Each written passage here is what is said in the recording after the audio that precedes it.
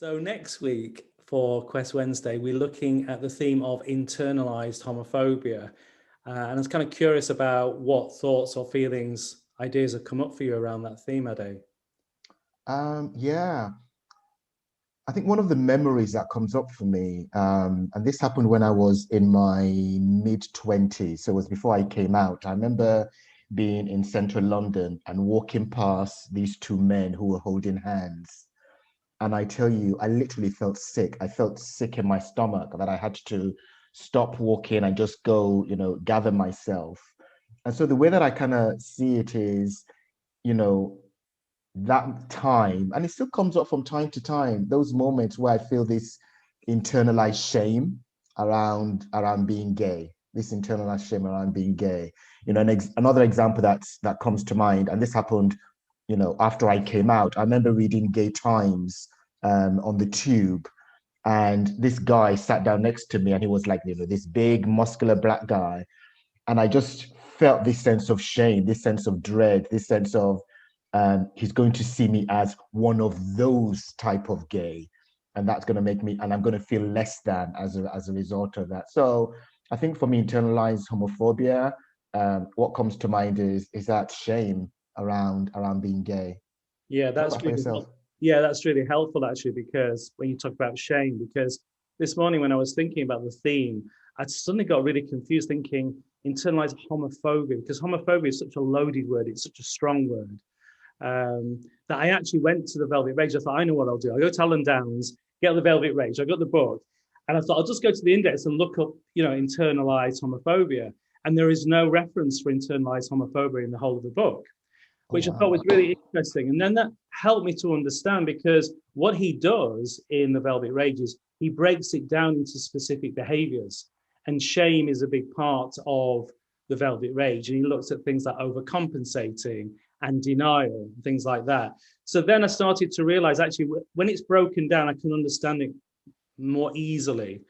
Then I did some research online and found there was one website, and it was great because it broke down 25 kind of behaviors which might indicate internalized homophobia. And of the 25, I did a little audit. So I went through all of them and I checked to see when I was younger, which of those were really active. And I found 15 were really, really active of the 25. And then I did it again now, and I found there's only 3 that were temporarily active. So it helped me to realize that I did have a lot of internalized homophobia when I was younger. And through a process of processing relationships experience and the work that we do, Mm. it's kind of lessened. But one of the strong memories I had, Ade, I mean, picking up on what you said, the examples you gave, was I trained at one point to be a teacher, and I was teaching in a primary school. And when I was teaching, I recognized there was times when I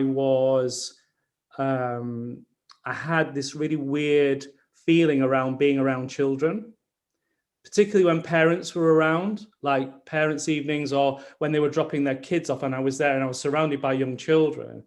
And I realized what that was is that awful kind of narrative which was around at the time around pedophilia.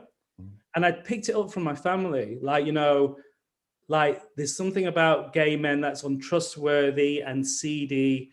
And I remember my friend telling my mom that our dentist was gay. And I remember there was a very subtle kind of message, which is, but he's okay, it's safe. And I remember going to the dentist and sitting in a chair, half excited because I knew this is what they called a gay man. I was very young, but half of me thinking, but he's supposed to be scary, or there's supposed to be something wrong. And I internalized that. And I think as a teacher, although I had no problem with my own relationship to young children, I often felt shame around being around children watched Mm. and watched with a wariness. So Mm. yeah, that was a strong memory for me. Yeah, there's something there around internalized stigma, how we somehow take on board what's going on externally and somehow, bring it inwards. Yeah, I think it's going to be a really rich exploration at the Quest Wednesday, and I'm really looking forward to delving in even more. yeah, me too.